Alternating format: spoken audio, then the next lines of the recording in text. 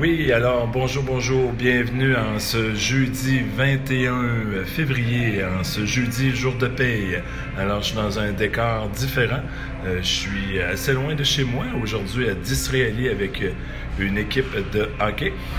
Et je vous parle aujourd'hui des travailleurs autonomes et des impôts.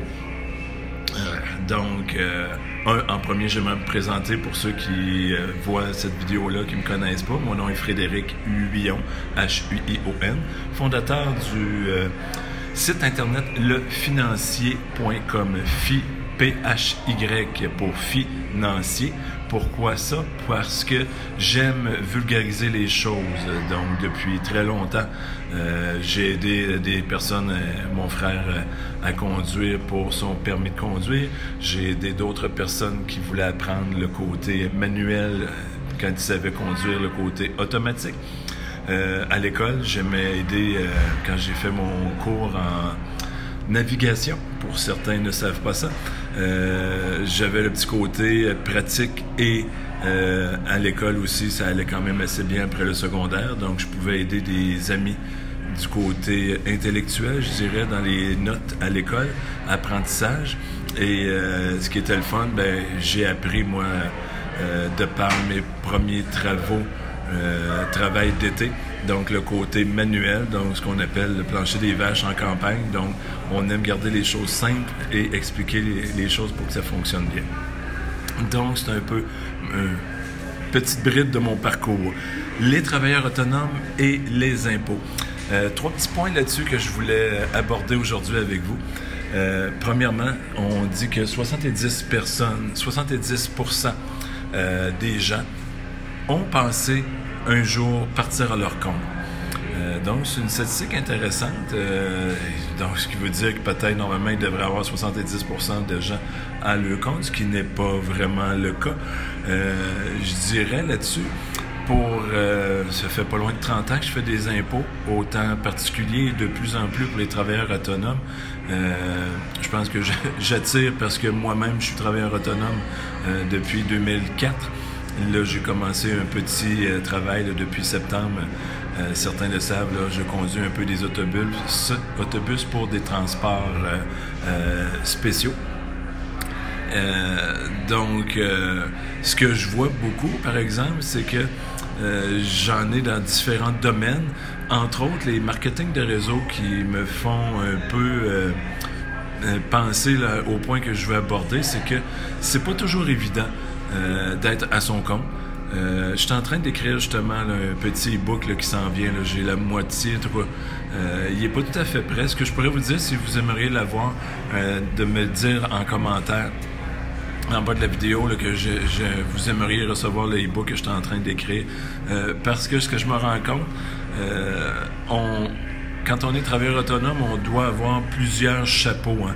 Et les gens qui sont approchés par du marketing de réseau, souvent, oui, c'est trop beau pour être vrai. OK, il y en a que si c'est bien travaillé à long terme, c'est une très belle entreprise, une belle école pour apprendre à être en affaires.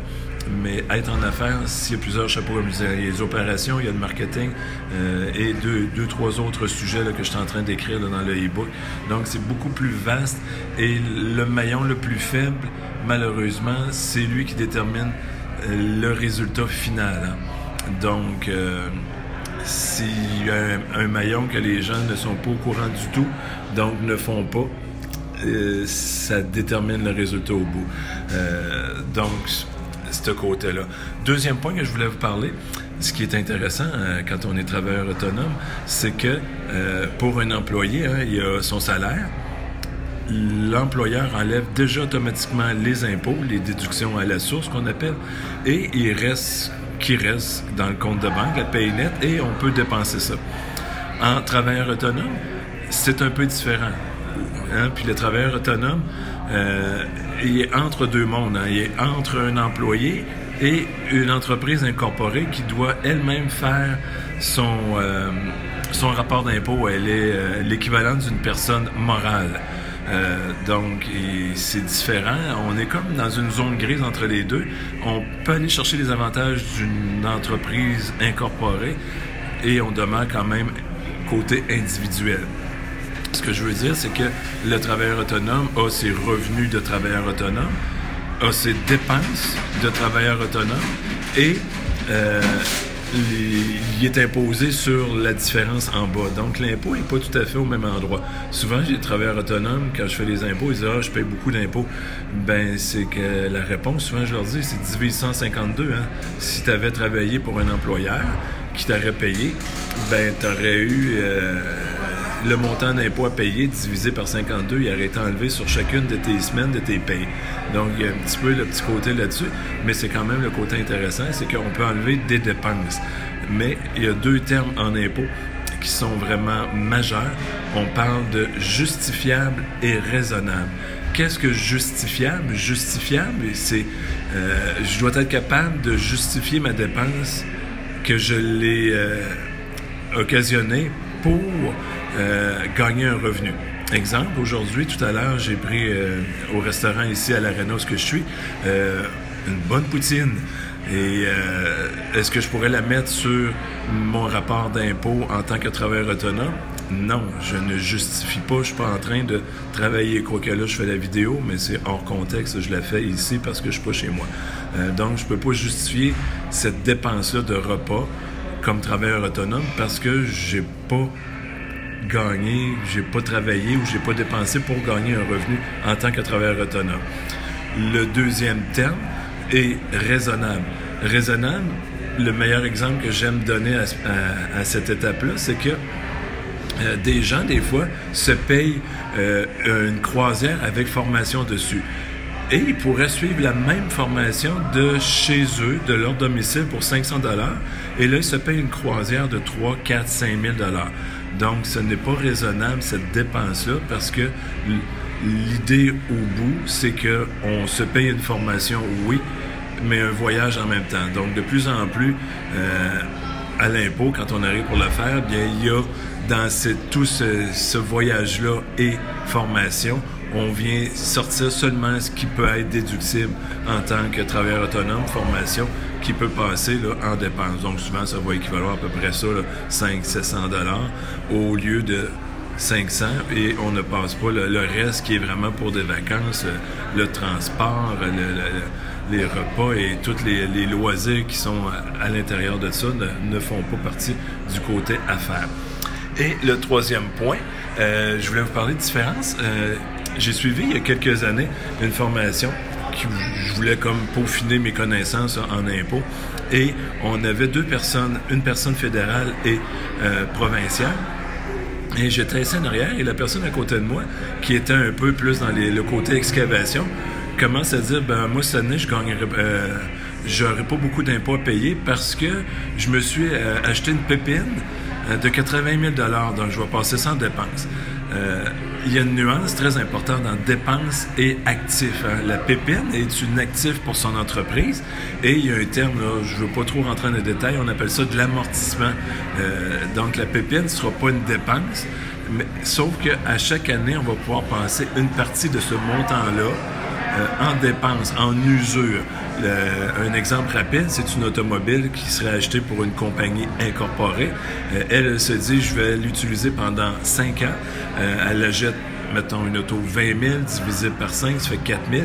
Donc, elle peut passer 4 000 $ par année dans ses dépenses, qui s'appelle de l'amortissement, pour qu'à la fin, lorsqu'elle vend sa voiture, qui sera normalement tout près de zéro ou quelques centaines de dollars, dans le livre comptable, l'actif va être de 20 000 $, moins les 5 ans à 4 000, donc moins 20 000 d'amortissement, pour arriver à un actif qui vaut maintenant zéro.